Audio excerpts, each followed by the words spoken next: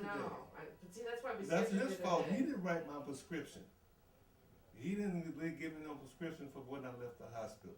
So that's his fault. Okay. And like I called Brenda Monday, and like she said she told him, but he didn't write it Monday. Okay. So it's not my fault. Well, no, it's not your fault. But I need a shot.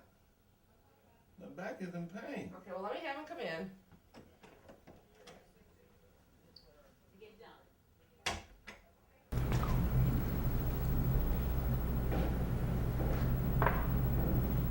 On January 27th, 1991, my father was released from San Quentin prison. I hadn't seen him in 12 years. All of a sudden, I'm someone's son again. It ain't no big thing being someone's son. It depends on who your father is.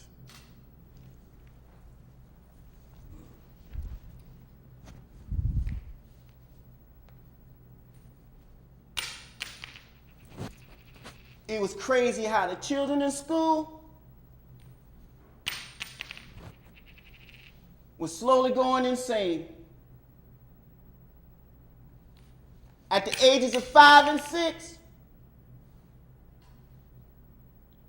we knew life wasn't going to be easy. The least of our words was learn our ABCs.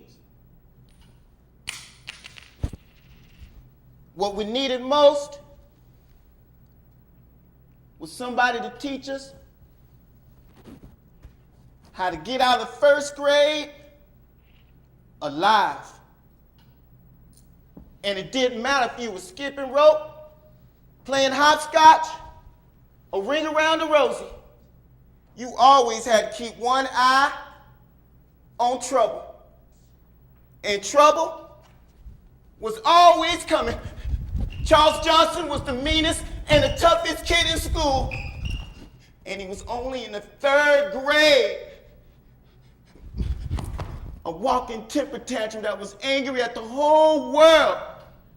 At recess, he'd command the whole school to run behind him, trampling over anybody that got in their way. It was a frightening sight seeing Jerome, Pookie, Gwen, and Callista fall underneath the weight of Charles in charge of his army of kids. Just wasn't safe to be walking around the playground without any protection. Everybody had to have a gang. After I had gotten beat up, I decided I had to have a gang too. I wanted to make it to the 2nd grade. The teachers were nowhere to be found. They were afraid of us. We were left to fend for ourselves with nobody to keep us from running completely over the edge.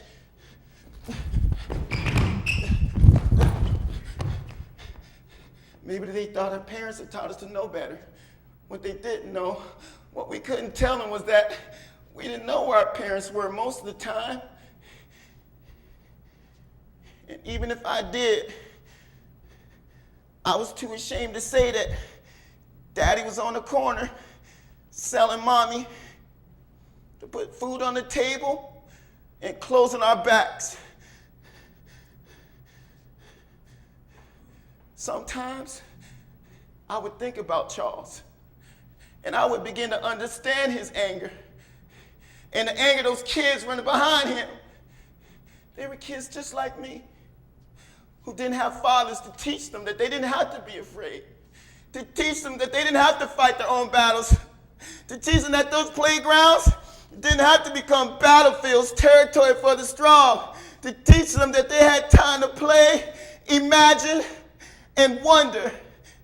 We didn't know it, but there was something clouding our good ship lollipops, Hansel and Gretel's, and cows jumping over the moon.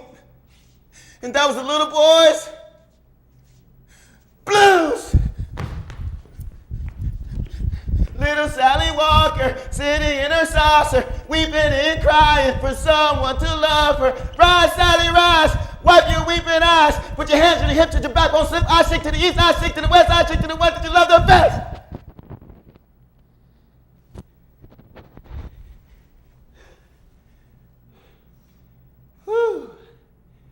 I'm dizzy. Whew. My head's spinning. Whew.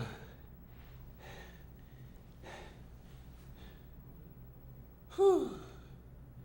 Let me tell you a story about my best friend.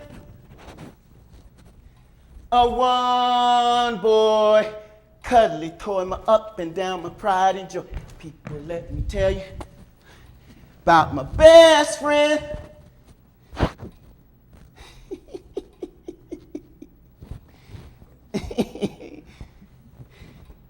At the early age of 5, I would sit by the television and watch Leave It to Beaver, Father Knows Best, The Courtship of Eddie's Father, and dream of what it would be like to have a father to teach me about life. I would envy these kids. My relationship with my father was different than theirs. I began to look at those differences. Mr. Cleaver was a hard-working individual, and so was my dad. The Beef thought the world of his father, and so did I. It would seem like the world revolved around his father, just like mine. The only difference between Mr. Cleaver and my dad was that when Mr. Cleaver left home in the morning to go to the office, he came home for dinner after a hard day at work. When my father left home in the morning to go hustle on the corner, he never came back. I would visit my father on Christmas holidays in hopes that we could spend some time together.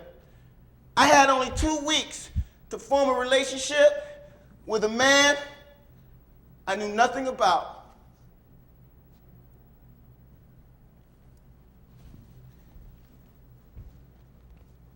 You gotta be thankful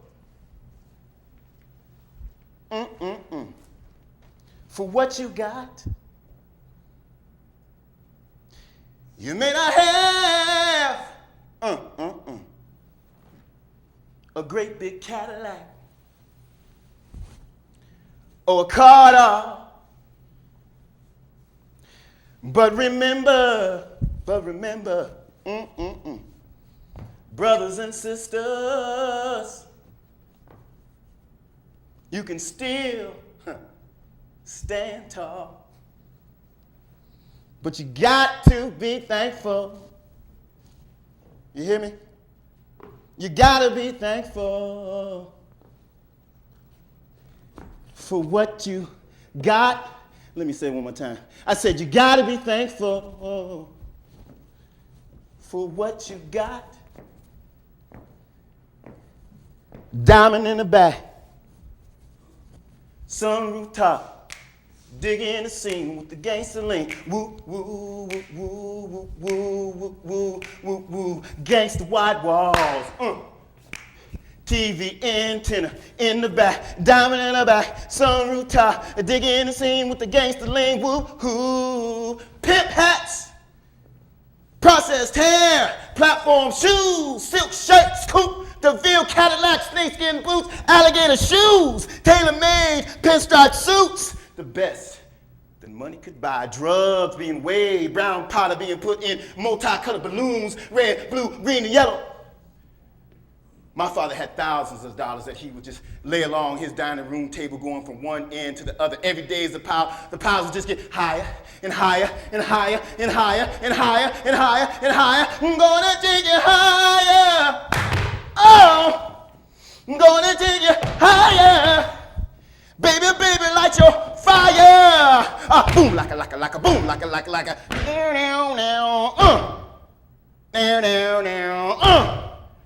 Now. Hey. My father had money to burn. There wasn't a place on his body where he didn't have money stashed. At a moment's notice, he could reach for money where you would least expect it. How much is that, he would say? 1,000. 100, 200, 300, 400, 500, 600, 700, 800, 900.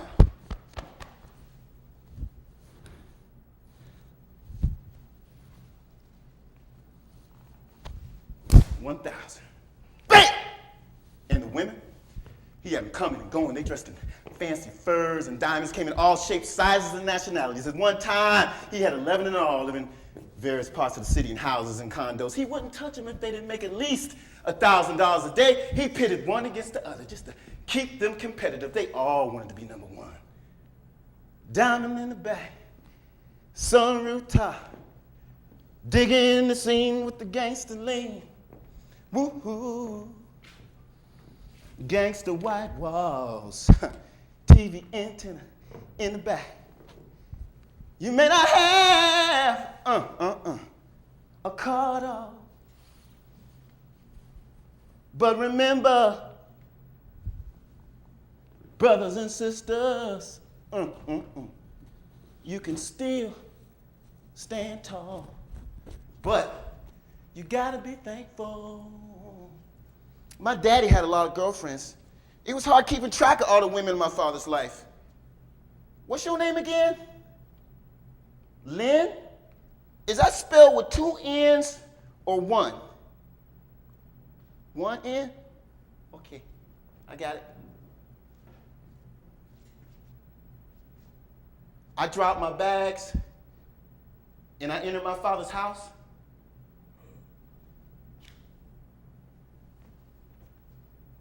His house was bad. I mean, he had this huge fish tank, all kinds of tropical fish and turtles and sharks. He had this big old fish named Oscar. He had his portrait over the mantle. And in this room, he had gigantic waterbed with a leopard skin on top. And he had all these mirrors along the walls. And he had gun collections and marble chess sets. I mean, I was square, but he had it going on.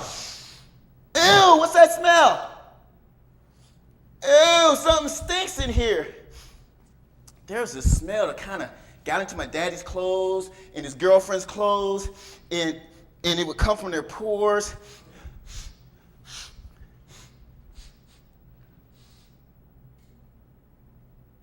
It was that stuff, heroin. They were cooking it in the oven again. I walked over to my father's bedroom door and I waited for him to wake up from his freebase high. Wake up, Daddy, wake up! And take me to the zoo. Daddy, wake up! And help me with my homework. Wake up, Daddy! I want to ride piggyback!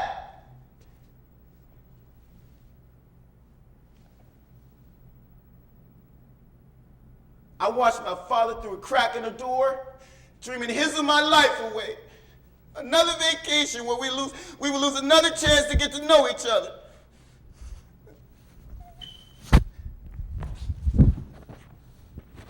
I decided I was just gonna sit down and wait till he woke up. And when he did, we would have a talk. One of those father-son, man-to-man talks, like they have on television. I sat there for 3 days, watching him wake up, take a hit from his pipe, and go back to sleep. It was like that pipe was the most important thing in his life.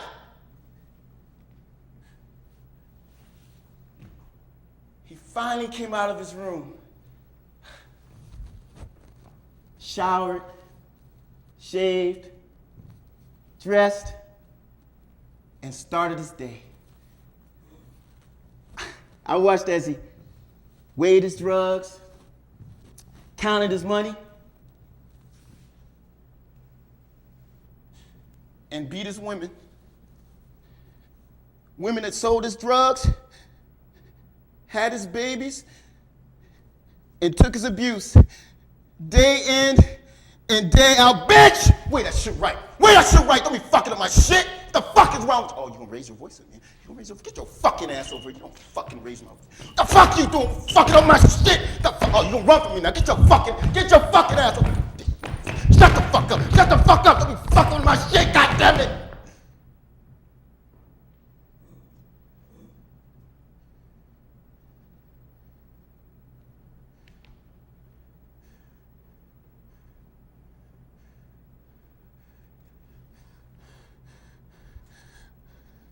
Women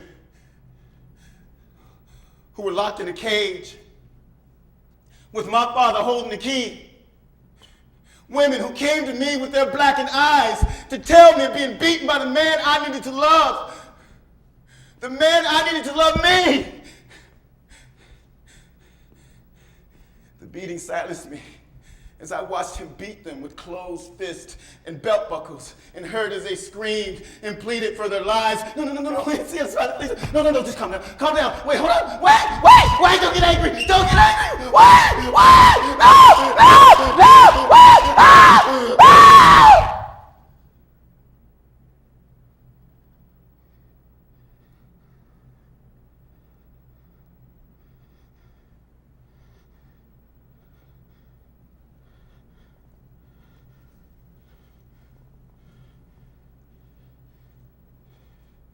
He was out of control.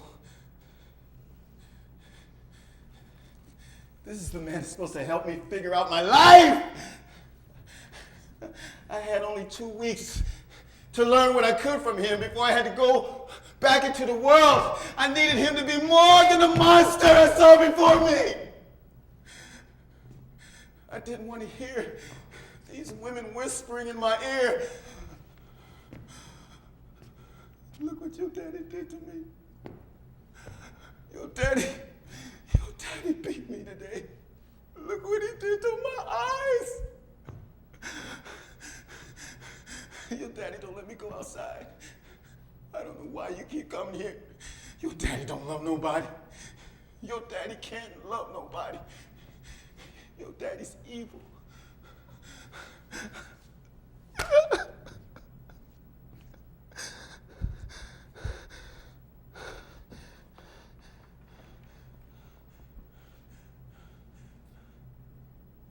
I looked at the other children in the room, my half-brothers and sisters.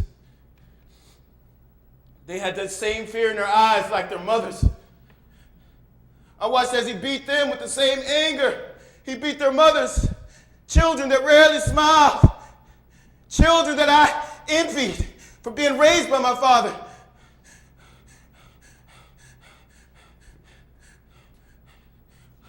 I wondered when he would turn his razor upon me. And when he did, would that make me his son? Would that make me feel loved? I think the only reason he didn't lay his hands on me was because he wasn't raising me. My aunt was. So he didn't have the right to lay his hands on me. I think he and I knew that. Maybe my life was better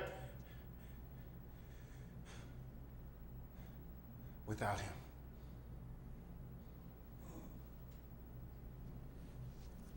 Oh, Superfly. Superfly. The games we play for keeps. Hustling down those ghetto streets.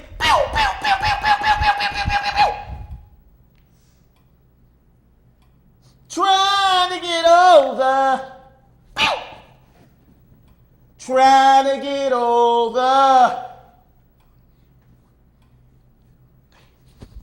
Oh!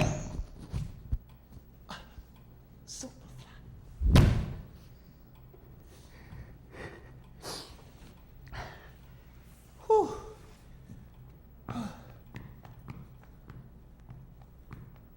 Sitting on the corner, sucking on candy necklaces, and waiting on the ice cream man. The ice cream man's coming. We only had a few minutes to run into the house to get our parents to give us some money for a missile pop, and dash right back out the front door before the truck left Gardenia Street. Can I please have a quarter? Please, I'll do my homework. Please, I won't pay the vacation. Wait, ice cream man, wait. Hurry up, guys, come on. Wait, ice cream man. Ice cream man, wait. Hurry up. Come on, guys. Wait, ice cream man. Cool. Ice cream man, stop. We're cool. He's tricking us out, ice cream man. Slow down. You gotta trick us, ice cream man. Slow down. Oh, man.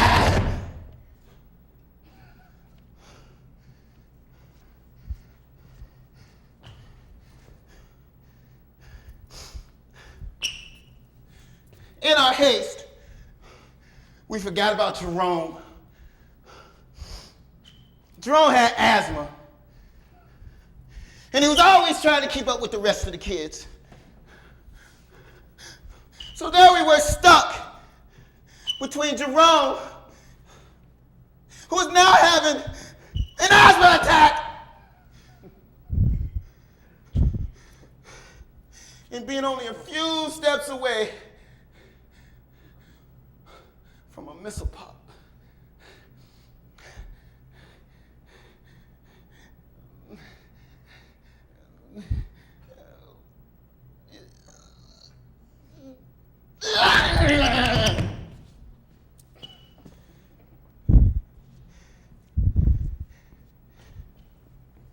We didn't want to have the guilt of Jerome dying on us.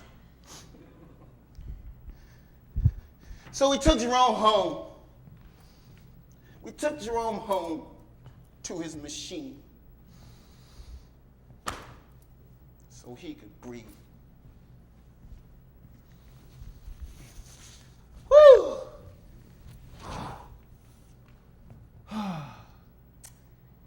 Then we all decided to sit underneath the pine tree and catch some shade.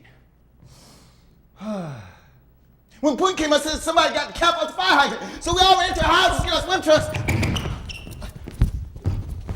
And for those that didn't have swim trunks, they just used the underwear. But we knew the fire truck was coming, turn the water off. So we all ran outside to play in the water as fast as we could. Woo! Woo!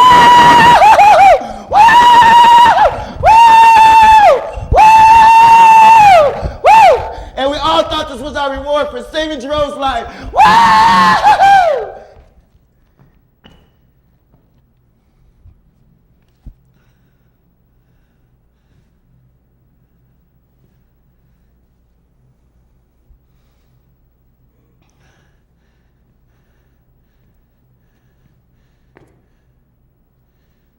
My brother told me the other day that he wanted to be a pimp, like my daddy. He was fighting every day. Sometimes I would have to go outside and call his name because it was getting late and he's supposed to be inside.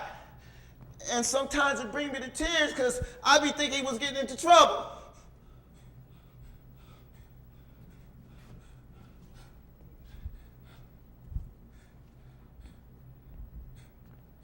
Lamont! Come home! Lamont! It's time to come home, Lamont!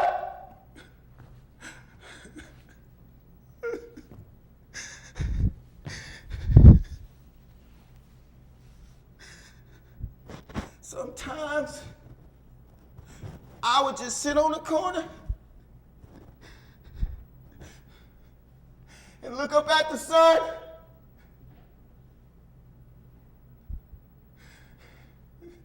and it would take my mind away from this place. The ghetto ain't no place for no kid to have no dream.